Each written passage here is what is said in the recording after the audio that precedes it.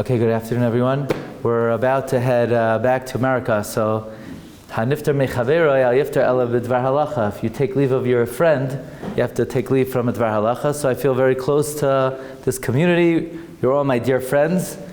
You left me with a tough one because you're learning Siman Reish Pei, the marital relations on Shabbos.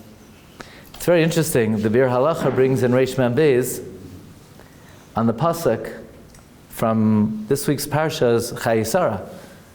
Sarah was an akara. Vahi Sarah akara ein la valad. It's a double lashon. Vahi Sarah akara, she was barren, ein la valad. No kidding. If she was barren, she had no valad.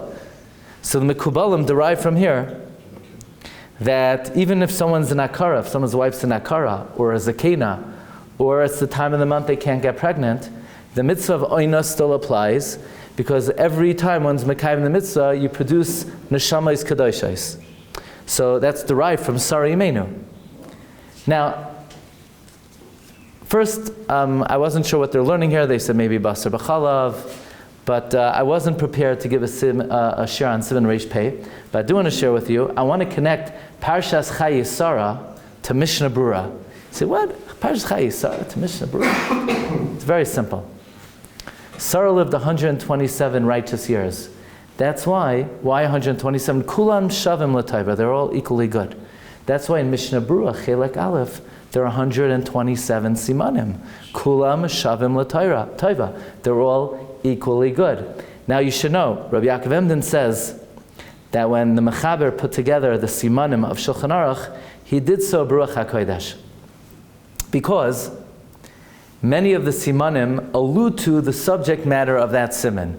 So for example, Hilchos Shofar is in siman Taf Kuf Pei Vav. Gematria Shofar. Taf Kuf Pei Vav. Gematria Shofar. Or Hilchos Kiddush Reish Samach Gimel, because there's a famous shita of Reb Sadia Gaon by Hilchos Kiddush Reish Samach Gimel.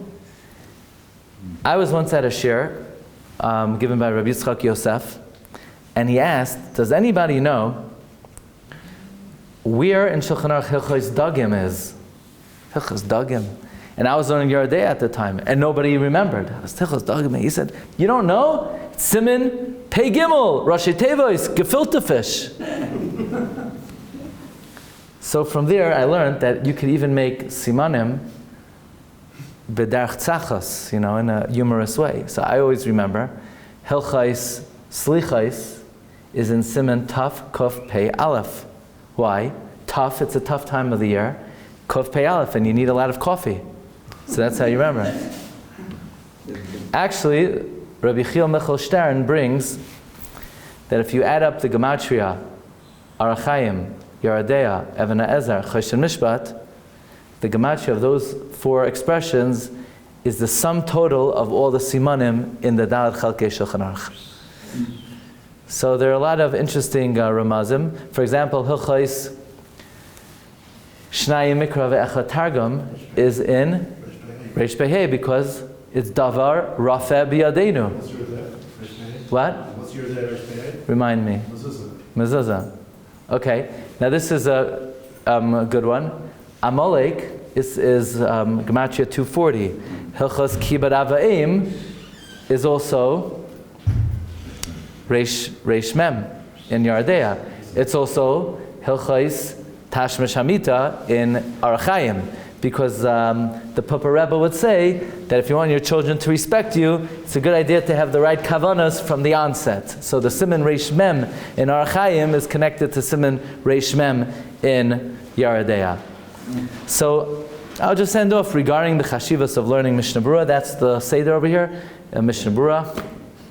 The Chazon Ish says, and Reb Chaim Kanievsky brings it in the Hakdama to the Shaina Halachos, that the Mechaber, the Magen Avram, and the Mishnah Berura, whatever they say, it's like it emanated from the Lishkas Hagazos. It's like it came out of the chamber of hewn stone in the Beis Hamikdash. Don't be swayed by people who say, no, Mishnah Berura, there are other Sfarim. Ein lanu ela divrei Mishnah Berura. In my yeshiva, the rule is we always follow the Mishnah Berura, unless Rav Moshe Feinstein argues, and will only follow Rav Moshe if he's machmir on a d'oraisa. That's the klal. Chavetz Chaim, yeah. Very good. Okay. So they once, the Vilna Gaon says that Talmud Torah, every word of learning is a separate mitzvah d'oraisa. When we talk about the mitzvah of Talmud Torah, it's not learning for an hour, it's not learning for a Mishnah. Every word is an independent mitzvah d'oraisa. So they asked Rabbi Yaakov Kamenetsky, what if a guy writes a sefer? Some of these svarim nowadays, you could take the whole sefer and condense it into 4 words.